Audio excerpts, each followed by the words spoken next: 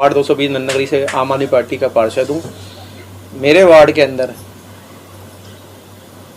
अभियंता हैं बिल्डिंग के, जिनका मैं नाम बताता हूँ, राकेश शर्मा। वह गरीबों को इतना परेशान कर रखा है कि आए दिन गरीबों के मकान बुक कर देता है, मकान तोड़ता है। तोड़ने के बाद उन्हें कोई ना तो एनओसी देते हैं, ना उन्हें कोई ऐसा सर्टिफिकेट देते हैं कि आपका मकान इलीगल था या लीगल था। आपको तोड़ने के बाद वह उनके कई कई सालों तक, कई कई वर्षों तक उनके घरों पे मीटर नहीं लगता है, पानी का ना बिजली का। क्या ऐसा कौन सा गुनाह कर दिया गरीब आदमी ने, 22 गज के आदमी ने, झुग्गी झोपड़ी वालों ने, कि अपना मकान को कड़ियों से हटा के पत्थर का या लेंटर का बना लिया? तो उन्हें ऐसा क्या गुनाह कर लिया जो उसका मकान बुक किया जाता है? सरकार भी, एमसीडी भी कहती है, और एमसीडी के कानून में भी कहा है कि भाई 75 गज से ऊपर वाले का नक्शा पास होता है, तो 22 गज के प्लॉट का कोई नक्शा पास नहीं होता। और मेरी ही कॉलोनी में ये अभियंता लोगों से मिली भगत करके बड़े बड़े व्यवसायियों के साथ मिलकर व्यापार शोरूम बना रहा है, जो 75 गज के, 50 गज के, 100 गज के। उन्हों पे ना तो वो मकान बुक किए जाते हैं, ना ही वो मकान को तोड़ा जाता है, ना कहीं उन पे कोई कार्रवाई की जाती है। अभी हाल ही फिलहाल में कुछ दिनों पहले एक गरीब आदमी, ऑटो चलाने वाला, उसका मकान था, उसका मकान उन्होंने बुक किया B1 के अंदर, पवन नाम के आदमी का। और एक व्यापारी का मकान था टांगा स्टैंड पे A4 ब्लॉक के अंदर, वो पंसारी का बहुत बड़ा थोक विक्रेता है, उसके मकान को भी बुक किया और उसके मकान को बुक किया। उस गरीब आदमी का 3 मंजिल का मकान तोड़ा गया, और उसके जो अमीर आदमी था उसका मकान पे एक पत्थर नहीं तोड़ा, दिखावे के लिए कि थोड़ी सी जीने की ईंट तोड़ के, और उसके मकान पे उसे एनओसी दे के मकान पे उसके मीटर भी लग गया, उसके बिजली का भी लग गया, उसके पानी का भी लग गया। और वो गरीब आदमी के, जिसके ऑटो चलाने वाले का, वो सुबह शाम जब काम करता है और रात को दिहाड़ी कमा के अपने बच्चों के लिए कैसे करता है, वो आज भी अंधेरे में पड़ा है। आसपास पड़ोसी से लाइट लेके अपना घर का गुजार चल रहा है। पर मैं ये पूछना चाहता हूँ कि उस जेई का के साथ ऐसे कौन से लोग और भी इन्वॉल्व हैं जो इस तरह के कामों से सह दे रहे हैं। मैं कमिश्नर साहब को, डीसी साहब को, सभी उच्च अधिकारियों को मैं उसको 20 बार पत्र दे चुका हूं। मेरे साथ साथ क्षेत्र के आरडब्ल्यू ने भी पत्र दिए और ये कहा कि भाई ये आदमी ऐसे ऐसे गलत कर रहा है, या तो आप क्राइटेरिया बना दो कि भाई आज 22 गज में कुछ इतने पैसे जमा होके ये मकान बनाया जाएगा, या कोई ऐसा रूल बता दो कि ये 1 मंजिल, 2 मंजिल, 3 मंजिल का बनाने का परमिशन है, या कोई परमिशन नहीं है। पर वो ऐसा कुछ नहीं है। मैं 20 जगह पत्र लगा चुका हूँ। मैंने अब उसकी एंटी करप्शन में भी, विजिलेंस में भी उसकी शिकायत दे रखी, पर अभी तक उस पर कोई कार्रवाई नहीं हो रही है।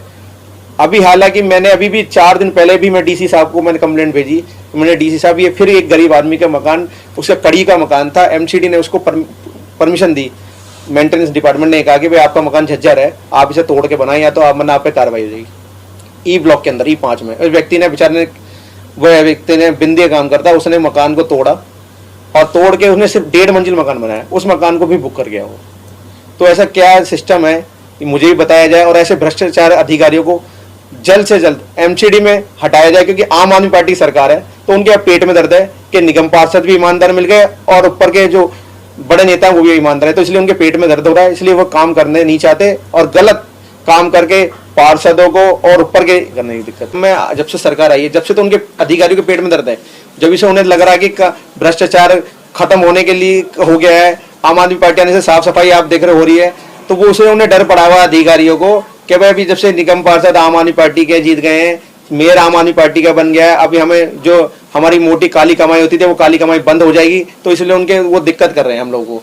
आप देखो जगह जगह पे मेयर खुद दौरा कर करके, मेयर ने भी खुद ऑर्डर किया उस दिन दौरे में भी कहा, और पब्लिक ने भी यहाँ उसे कहा कि भाई ये जेई ऐसे ऐसे हरकत करता है, पर भी उस पर कुछ नहीं कार्रवाई हो रही।